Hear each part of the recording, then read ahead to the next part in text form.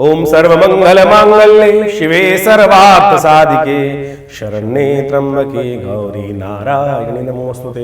नमस्कार, स्वागत है आपका आचार्य वाणी में। मैं आचार्य विक्रमादित्य आपके साथ हूँ। आज का विषय हमारा जो है तुला राशि वालों के लिए ग्रहों का योगा योग क्या दिखा रहा है दिसंबर के मध्यकाल में, क्या होने के योग हैं, किस प्रकार के ग्रह स्थिति बैठ रही है। देखिए, तुला राशि वालों, आपकी राशि के अनुसार से आपको समझ लेना चाहिए इन दिनों ग्रहों का परिवर्तन, कई ग्रहों का परिवर्तन का योग है। बुध महाराज जो हैं आपकी राशि के अनुसार से तृतीय पराक्रम भाव में जा रहे हैं और वो विशेष तौर पर पराक्रम भाव में चलते हुए वक्री होंगे और फिर अस्त हो जाएंगे। सूर्य भी द्वितीय भाव से निकलकर आपके वृश्चिक राशि से निकलकर दिसंबर के मध्य भाग में आपके पराक्रम वाले भाव में आएगा और वहाँ पर ग्रहों का योगा योग जो बनेगा उसके अनुसार से आपके जीवन में क्या कुछ बनने के योग हैं वो आपको सबको समझना चाहिए। और साथ साथ जो इस बार सूर्य की संक्रांति हो रही है वो मार्गशीर्ष महीने में हो रही है। ज्योतिष के मुहूर्त विज्ञान के अनुसार से कहा जाता है कि मार्गशीर्ष के महीने में जब धनु की संक्रांति हो तो प्राकृतिक आपदाओं का योग बनता है और आने वाले समय के लिए, आने वाले वर्ष के लिए वो थोड़ा सा अच्छा योग नहीं बनता है। कई जगह इसमें अहिंसा के योग बनते हैं, अशांति के योग बनते हैं और कई बार दुर्भिक्ष के योग बन जाते हैं, वृष्टि कम होने के योग बन जाते हैं। तो इस सब का प्रभाव क्या होगा, आपके मनोमस्तिष्क में किस प्रकार से योग बनेंगे, वो सारे ग्रहों का परिवर्तन का प्रभाव हम आपके समक्ष उपस्थित करते हैं। सबसे पहले बात कर लेते हैं, 14 दिसंबर को ग्रह गणना विशेष तौर पर दिखा रही है कि स्थिति आपके राशि के अनुसार से सुंदर है। पुरुषार्थ के द्वारा आपको लाभ प्राप्त होगा। पॉजिटिव वे में डायरेक्शन, पॉजिटिव सोच रखते हुए, सही दिशा में काम करते हुए, नज़र को इधर उधर ना भागने दें। आपके फोकस को यदि आउट हुआ, आपका सेंट्रलाइज फोकस यदि आउट हुआ, लक्ष्य को देखते हुए कार्य करना, लक्ष्य के इधर उधर फालतू चीज़ों में ना लगना, ये आपके लिए बहुत ज़रूरी। शक्ति आपके अंदर अच्छी है, मन थोड़ा चंचल है तो इसको कंट्रोल करते हुए कार्य करना आपके लिए सही रहेगा। इस दिन चंद्र दर्शन भी होंगे तो कोशिश करें आने वाले समय को और ठीक करने के लिए शाम के समय चंद्र दर्शन कर कर गौ पूजन करें। गौ के निमित्त कुछ विशेष तौर पर घास इत्यादि गाय को देना ये आपके लिए अच्छा रहेगा। केले इत्यादि का दान करना आपके लिए अच्छा रहेगा। इन सब उपायों का प्रयोग करना चाहिए आपको। 15 दिसंबर को ग्रह गणना दिखा दी, शुक्रवार का अवसर, तृतीया तिथि और ग्रहों का योगा योग दिखा रहा है कि परिवर्तन की स्थिति। जो सुबह आप लोग जिस काम में करने के योग बना रहे थे, मेहनत करी थी, दोपहर तक उसमें पॉजिटिव रिजल्ट्स आने के योग बन सकते हैं, लेकिन स्वास्थ्य के मामले में दिन थोड़ा भारी हो सकता है। ऐसे में स्वास्थ्य के निमित्त ध्यान करने के लिए, कष्टों को दूर करने के लिए आपको विशेष तौर पर महामृत्युंजय मंत्र का जप करना चाहिए। गौ सेवा करने का प्रयास करना चाहिए। गौ सेवा में कोशिश करें गाय के निमित्त थोड़ा हरा चारा इत्यादि गाय को खिलाएं, ये आपके लिए शुभ रहेगा। 16 दिसंबर को ग्रह गणना दिखा रही है, शनिवार का अवसर, चतुर्थी तिथि है और इस दिन संक्रांति भी है। धनु संक्रांति होने जा रही है और धनु संक्रांति विशेष तौर पर आपके लिए सुंदर योग बनाती दिखाई दे रही है। आपके लिए पुरुषार्थ में वृद्धि करने के योग बनेंगे। कई नए लोगों से संपर्क साधने की स्थिति बन सकती है, लेकिन बुध का अस्त होना ये आपके लिए थोड़ा कष्टकारी हो सकता है। हो सकता है कि आप एक तरफ तो हिम्मत करने का प्रयास करें लेकिन पीछे पीछे थोड़ी स्थितियाँ आपके साथ जो लोग कह रहे हैं वो साथ देने की बात ना कर पाएँ। तो ऐसे में विशेष तौर पे हरी चीज़ों का दान करना, गाय को मूंग की दाल साबुत भिगो के खिलाना, ये सब उपाय रहेंगे। और साथ साथ मूंग की दाल का या उड़द की दाल का दान करना, खिचड़ी का दान करना, गर्म वस्त्रों का दान करना, ये सब उपाय हैं, इनको अवश्य करने का प्रयास करना चाहिए। गर्म कंबल का दान करने से भी आपके गृह अनुकूल होने की स्थिति में जाएंगे। इन सब उपायों को करके कल्याण का मार्ग प्रशस्त करिए। 17 दिसंबर को रविवार का अवसर है और उस दिन पंचमी तिथि विद्यमान है। पंचमी तिथि के साथ साथ ग्रहों का योगा योग जो बन रहा है वो बड़ा महत्वपूर्ण है आपके लिए और ये परिवर्तन जो है आपके लिए बहुत सुंदर हो सकता है। सुबह सुबह जो मेहनत आपने पहले करी और सुबह सुबह से जो पॉजिटिव रहेगा रिजल्ट, वो शाम तक आपके लिए उन्नति का योग बना सकता है। इस दिन श्री पंचमी है, भगवती महालक्ष्मी की जयंती भी कही जाती है इस दिन। कई जगह विशेष तौर पर शास्त्र इसमें लोग, बहुत सारे लोग अज्ञान रखते हैं, लेकिन देवी पुराण के अंदर मार्गशीर्ष महीने में शुक्ल पक्ष की जो पंचमी होती है, श्री पंचमी के रूप में उसका वर्णन किया गया है।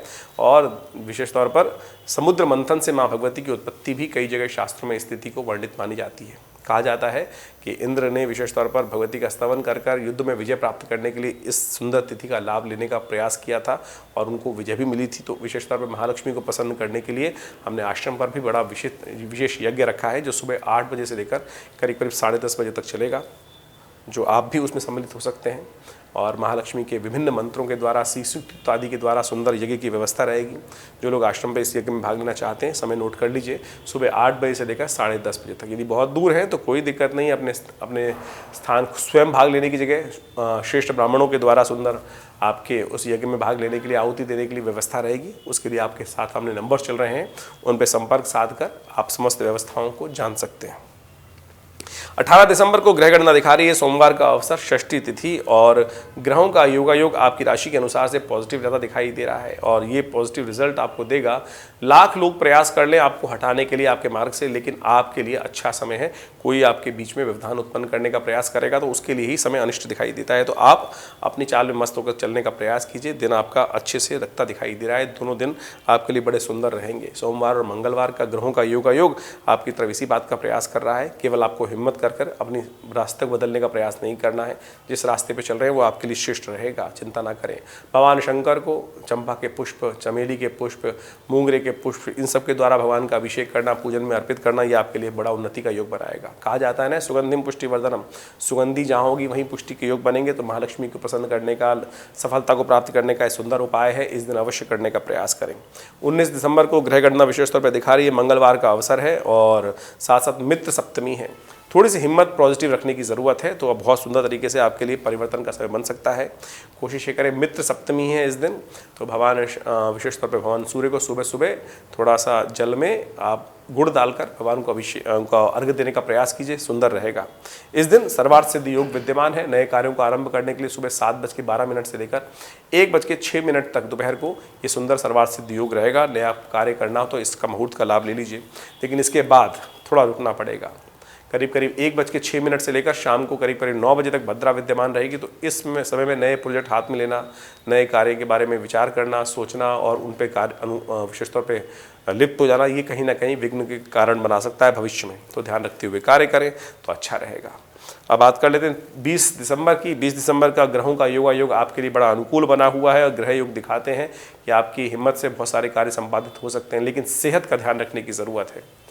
कहीं कहीं एक जगह अच्छा है तो दूसरी जगह खराब है, तो अननेसेसरी के शत्रु आपको परेशान करने का प्रयास कर सकते हैं। लेकिन हिम्मत अच्छी रहेगी तो उसके द्वारा बहुत सारे कार्य संपादित करने के अवसर आपको बन सकते हैं। उसके लिए माँ दुर्गा की आराधना करें। भगवती कात्यायनी आपके समस्त विघ्नों को दूर करने का सुंदर मार्ग बना सकती हैं।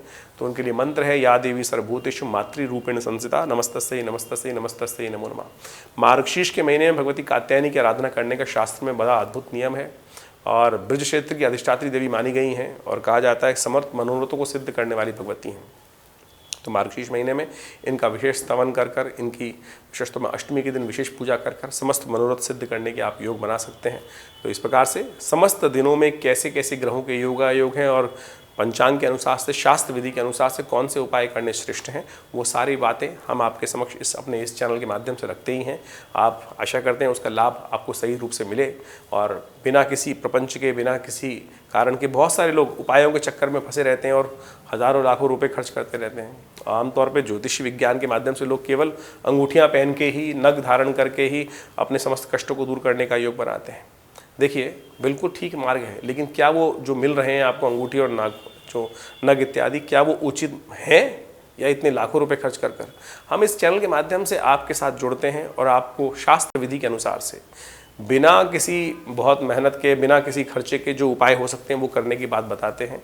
इस बात को आपको अच्छे से समझ लेना चाहिए कि भगवान को प्रसन्न करने के लिए धन नहीं, केवल श्रद्धा और विश्वास और निष्ठा की आवश्यकता है और वही आप समर्पण करने का प्रयास करें। ज्योतिष विज्ञान के माध्यम से इन समस्त उपायों को जो हम आपको बताते हैं अवश्य समझें, करें। इसके बाद भी यदि कोई प्रश्न है तो चिंता ना करें, हम विवेकानंद योगाश्रम की तरफ से समस्त कार्यों को आपकी तरफ बताते ही रहते हैं। बहुत सारे कार्य चलते हैं, यज्ञ चलते हैं, अनुष्ठान चलते हैं, उसमें भी आप सम्मिलित हो सकते हैं।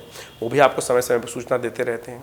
यदि कोई विशेष मंत्रणा करना चाहते हैं, बातचीत करना चाहते हैं, जन्मपत्री पर विचार विमर्श करना चाहते हैं, तो फ़ोन नंबर स्क्रीन पर चल रहे हैं, उन पर संपर्क साध कर समस्त शंकाओं का निवारण करने के लिए सुंदर व्यवस्थाएँ उपलब्ध हैं। उन पर संपर्क साध कर अपने मन की शंकाओं को दूर करें। धन्यवाद, नमस्कार।